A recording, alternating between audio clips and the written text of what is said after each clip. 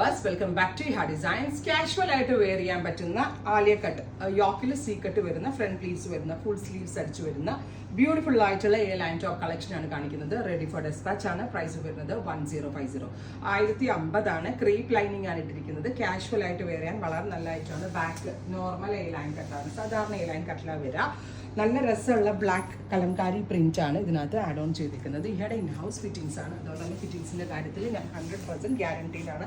Black and lavender ഒക്കെ വന്നിട്ട് നല്ല രസമുണ്ട്. അടുത്തത് പീകോക്ക് ബ്ലൂ, നല്ല രസമുള്ളൊരു peacock blue tone. Front gathers വരുന്നുണ്ട്. 1050.